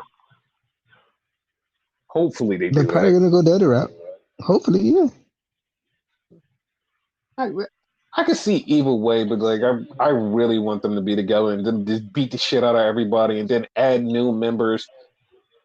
They'll probably add more Yeah. British people. They'll add more British people and they get more British and then like halfway through the year we have no idea what anyone is saying on that fucking team because they're all British and Australian. You're like, I have no idea what you're saying anymore. Like I've lost it. As bad as it's gonna sound, I want the one thing that he said once that made me crack the fuck up, right? I want him Mm-hmm. to fuck somebody up at a pay per view so he's able to say it at a pay per view. Pip Mm-hmm. pip cheerio, motherfucker. Just call somebody a motherfucker. Pip pip cheerio, motherfucker. Oh, it's coming. It's definitely coming because that's his thing. Yeah. So then we had a backstage with Eddie Kingston, and he was interrupted by Nicholas and Matthew, and they shut him up and basically said, "Hey, we heard what you said to us before. You know, you're gonna pay for that one day, but hey, nice job or something." Yeah, blah blah blah, and they walked off. I was like, "Yeah, I wasn't paying attention. I don't give a fuck." Yeah. So then we had Nick Wayne versus Orange Cassidy, and like I'm not gonna lie, I was looking forward to this match, and it kind of disappointed me because like I thought it was gonna be better, but like all of the shenanigans kind of ruined it for me. But like I thought it was gonna be better, and I was like, oh, it wasn't as good as I Kinda. thought. Well, it did. Like Christian and the fucking patriarchy just like ruined the whole thing, and then fucking Roderick Strong comes out and fucks up the rest of the match. I'm like, yeah, this wasn't what I thought. Because like I really wanted this to be like really good, and it just didn't hit where I wanted it. Yeah. Like I want them to run it back just because like I want it to be good again. They will, provided Orange keeps the title, which he probably won't. So Yeah. So then we had the Bang Bang Scissor Gang. I have no idea what the fuck they were talking about. I literally have no idea what the fuck they were talking about. Like they were talking about something. I had no idea what the fuck they were talking about. And like I seen like 12 people at one time, like soon as this promo started, all say the same thing. Was like, I'm so sad our guy Switchblade is just like going through this. I wish he had better. Damn, AEW dropped the ball with Switchblade. I was like, yeah, you know what, guys? I'm right there with you. Because I literally was like, I have no idea what you guys are talking about. Like they didn't even challenge anybody. They just were happy to be together. And I'm like, yeah, I felt like I feel disgusted. Like I feel totally fucking disgusted. That's how I felt. I was like, yeah. What did you take away from the Bang Bang Scissor Gang promo? all I know at the end of it, they said that Austin Gunn said that it should be him and the Claim teaming up because they do random six man. And they Mm-hmm. said no, it should be their Claim and Austin Gunn. The same thing but backwards. Austin gets no fucking respect. That is so fucked up. And then Jay White ended it with everybody loves the Claim, bang bang, and I was like, but no one respects Austin, bang bang. Yeah, that was so weird. So I like then we had the next match, and I have neglected to say this because like she's been doing this for like ever since she been back, and I just never paid attention to it. I mean, well, I've paid attention to it, but I've never brought attention to it till now. Like hmm Chris Statlander, when she comes out, she does ALS, and it's like, wait, wait. I mean ASL. Like, wait, no, is it ALS? I think it's wait, no, it's ASL. Yeah, it's Yeah, because what one of them's a sickness. I don't know which one it is, yeah, but one of them's a sickness. ASL. So yeah, so she does that, and I was like, wait, I totally like I didn't know you actually knew American Sign Language. Like when she did it, I was like, wait, what the hell? I was like, and this was like not like this was not the first time because like when she first came back, she signed Mommy's Home, and I was like, oh okay. Like I thought she just did it that one, and then she did like Standing on Business one time, and I was like, oh okay. Like, and then this time I was like, wait a minute, like she really does know sign language. It wasn't just like a one or two time thing. Like she does this. Like that's totally fucking awesome. Like, yeah, Yeah, Chris she's Statlander smart is as totally shit. awesome. Yeah, she's still fucking awesome. Yep. And speaking of awesome, this match, like, so going into this match, I was like, oh, this is gonna be like a 2 to 3 minute match. It's gonna be okay. By minute 4, this match just kept getting better. I was like, okay, this is a fucking banger. Like this was the highlight of fucking Dynamite to me was Chris Statlander and Sky Blue. This was really fucking good. I was like, okay, this is really good. Like they didn't come to just like play around for like 2 seconds. They came to wrestle. Like they was like, nah, we're putting on a fucking show. Yeah. Like they went through 2 commercial breaks and everything. They put on a fucking show. Like Sky was hanging with Chris. Like she was like, yeah, no, I can wrestle too. I was like, oh shit, they're fucking going. Yeah, that was awesome. Nice long match for the women. Yep. And then it ended because Stokely fucking distracted the referee by accident, and Julia Hart hit Chris Statlander with the belt, and Sky Blue got the win. So Yeah. By accident. Wink. Here's why I agree it was by accident. This is why I agree it was by accident, though. No, I agree because Stokely tried to give her the chain. He tried to give her the chain, and like Willow was like, "No, don't give her the chain. That's wrong." And that was Willow's fault. I blame Willow more than him. Yeah, yeah, it was wrong. Wink. I blame both of them. They're in cahoots. It's both of them. I can't wait till they turn on her, and then like they have Yep. this full on feud. Yep. That's gonna be awesome. The weird part is like if whether or not they turn Stokely and her into a couple.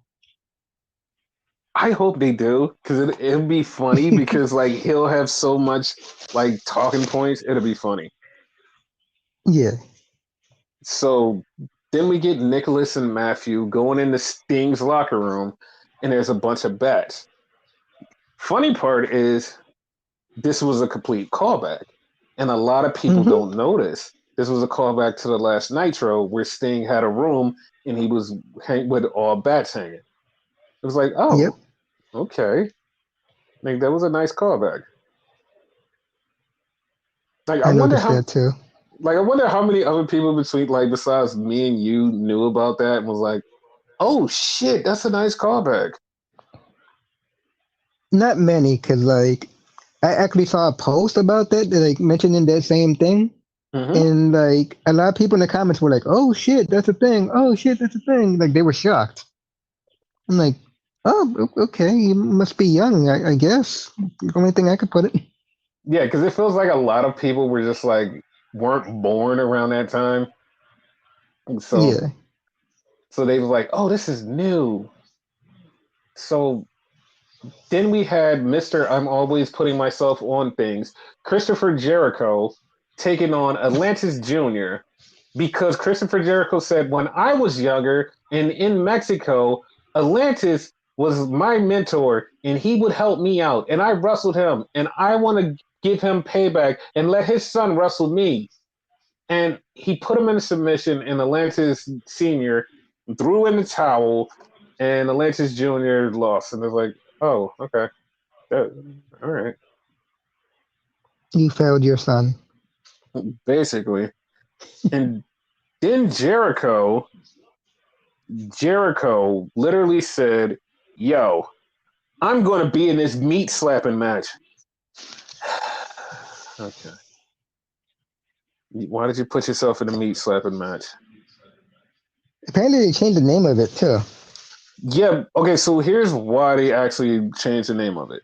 They changed the name of it because they were going to have a lot of meaty men, Miro included. But apparently, there's a lot of people that got injured that Tony Khan said he had to change the match. He's like, yeah, I had to change Yeah. the match because a lot of people were injured and I needed to change the match. So now it's just like a bunch of everybody's in it instead of like all big meaty men. And you're like, okay.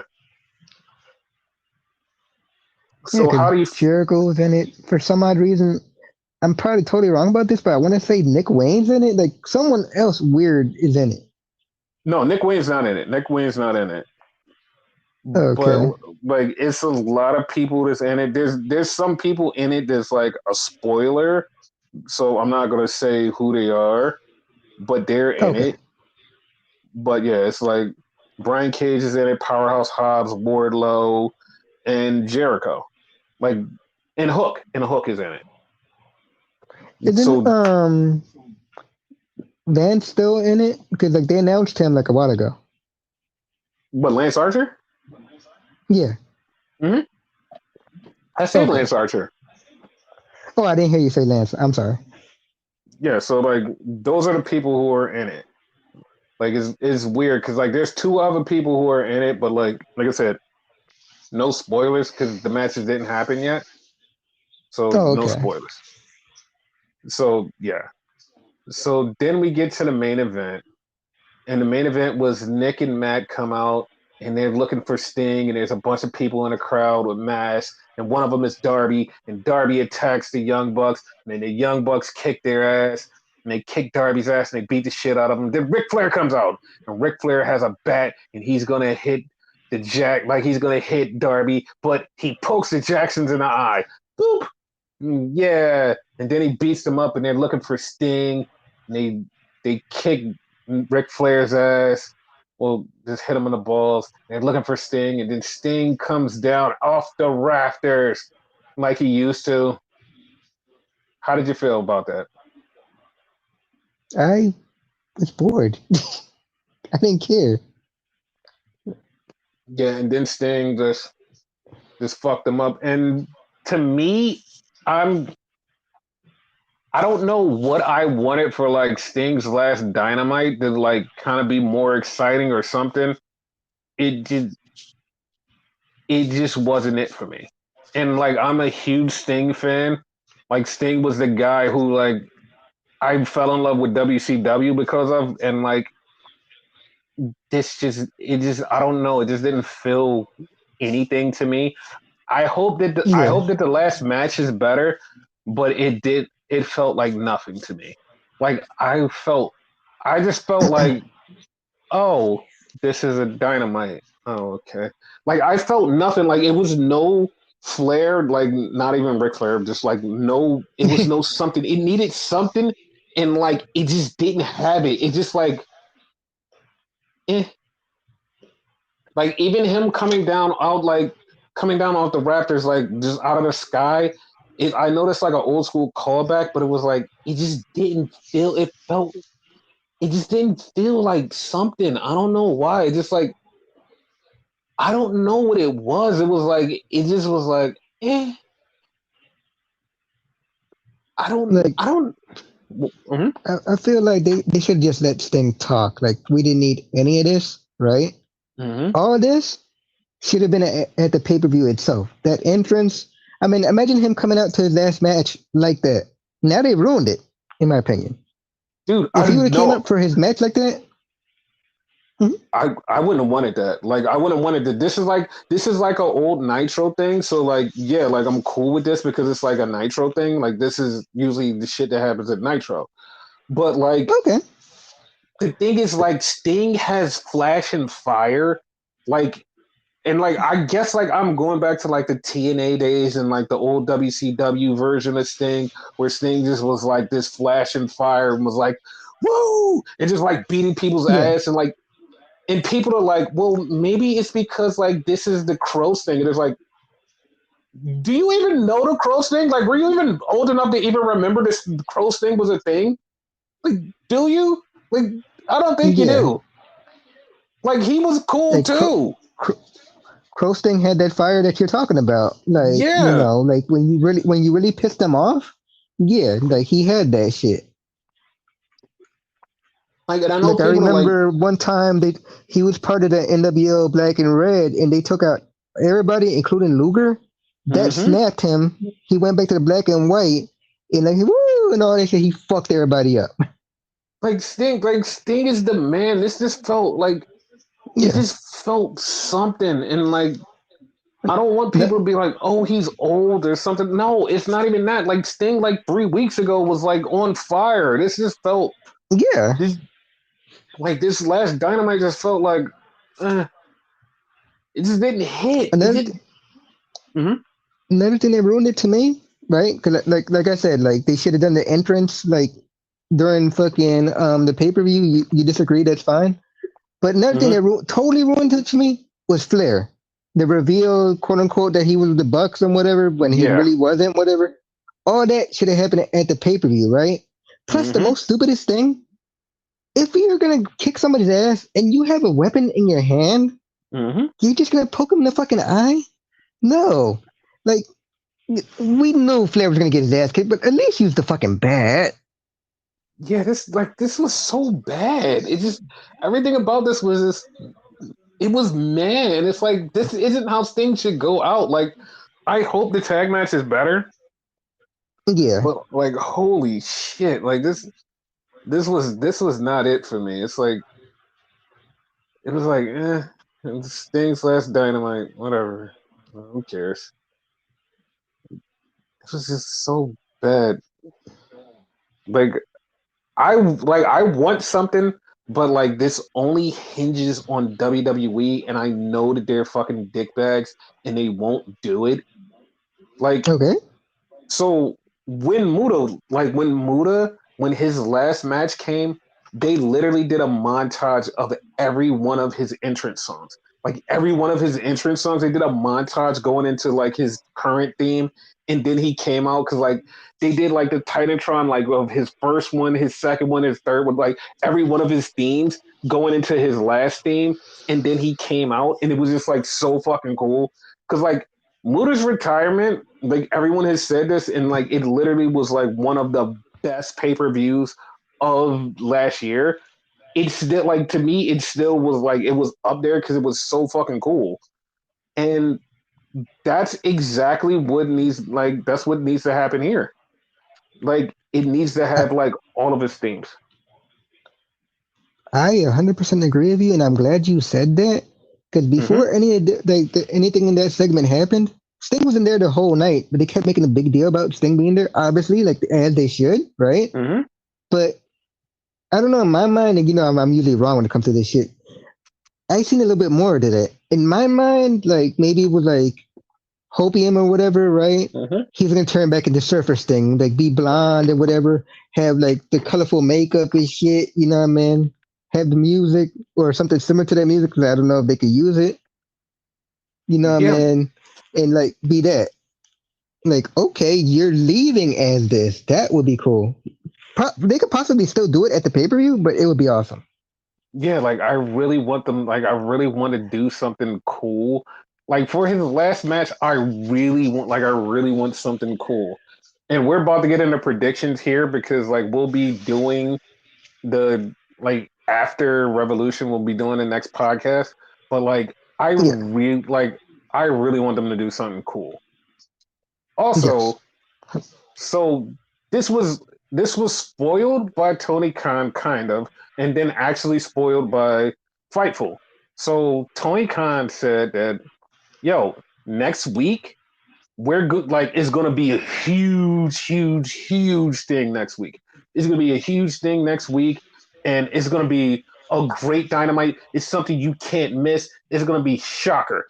And like Tony Khan said this like at the little what I don't know. I think it's like a press conference for Revolution. He says it's the press conference.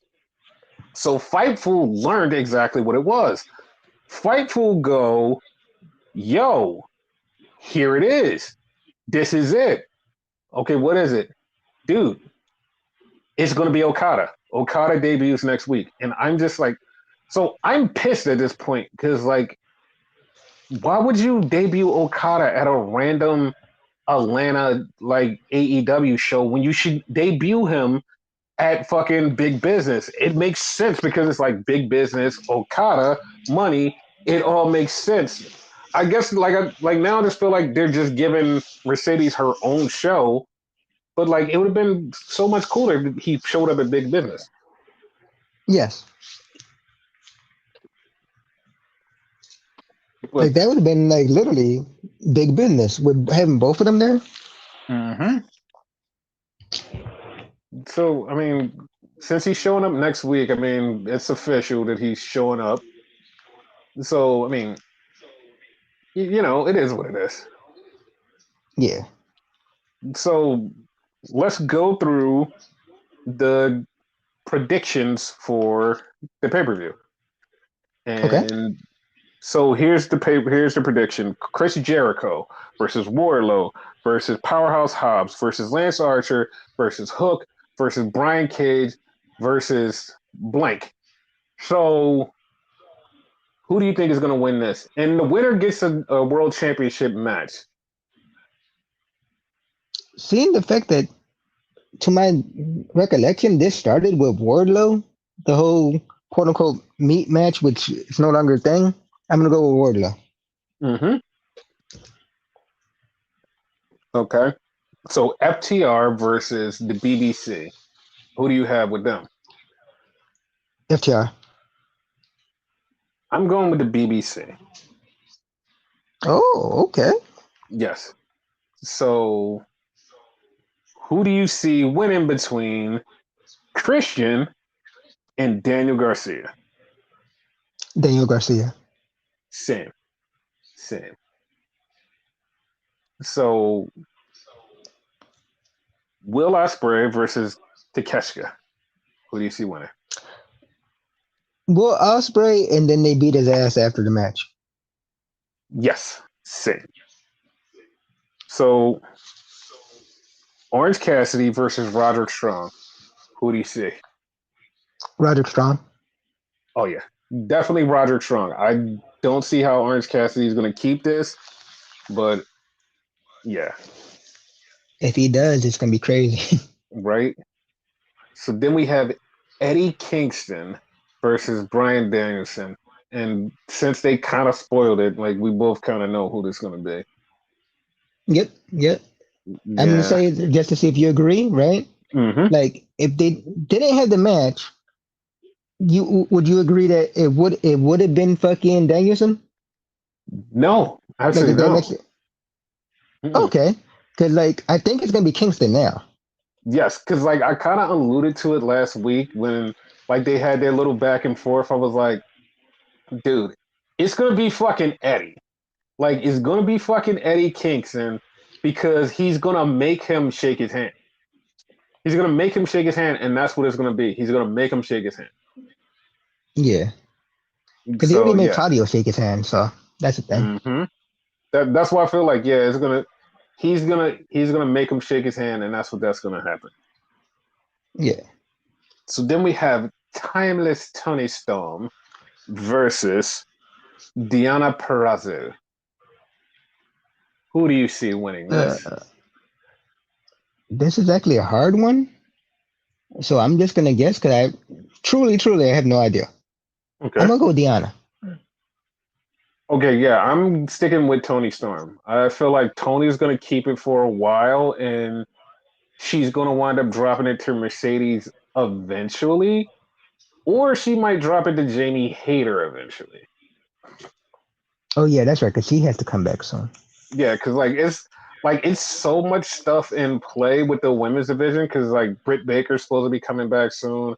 A couple other people are coming back, so it's like the women's division is supposed to be stacked, and we'll see how it plays out. If this is going to be like Tony Khan's biggest fucking test, if he can juggle all of this, like the big women, and make this work, we'll see.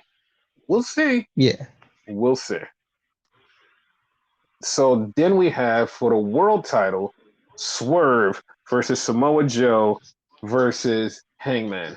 Who do you think is coming out with the title? Hangman. That's that's exactly who I want to come out with the title. Some people are like Joe should come out with the title.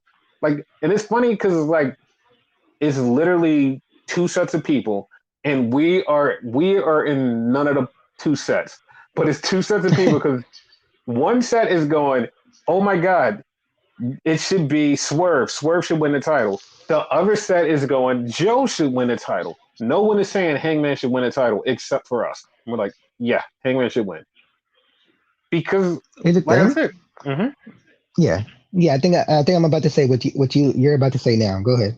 no, you go ahead. You go ahead. You say it. See, Swerve should have it, but not there. He should be Hmm. Hangman for it. So that's why Exactly. I give it to Hangman first, because if I'm not mistaken, like Swerve has only beat him that one time in that fucking Texas Death Match. No, Swerve has beat him twice. Swerve has beat him Twice? Okay. twice. Yeah, so Hangman has never beaten Swerve. Oh, okay. So like, yeah, this has to work where Hangman wins, and now he's running away from him, and like it's so perfect, and it's like perfectly storytelling, but like I said, people don't want storytelling. They just want, hey, we want this thing right now. And it's like, no, like just wait. I want my money and I want it now. That commercial. That's exactly what it is. So then we have the main event, which is definitely going to be the main event, and it has to be the main event.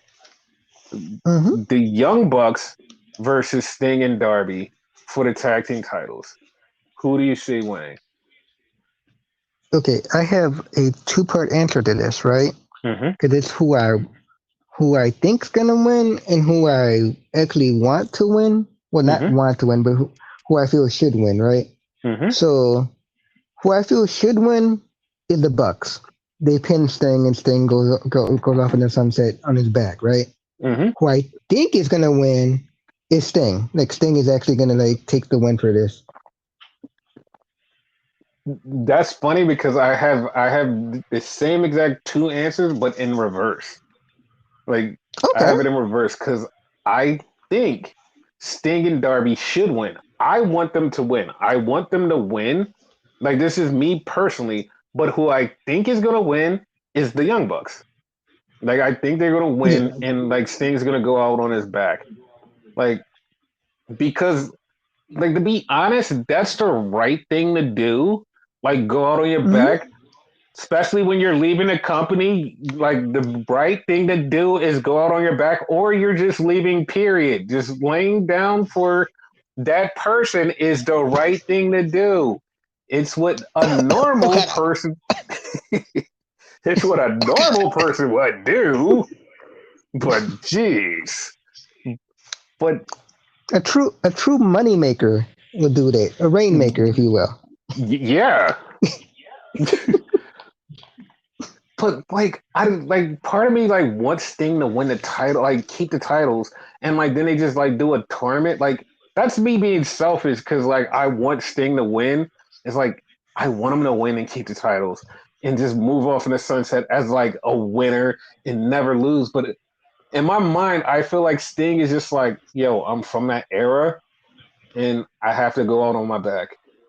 Just Yeah. like I'm not mad at him, Tournament but wouldn't it's be too bad.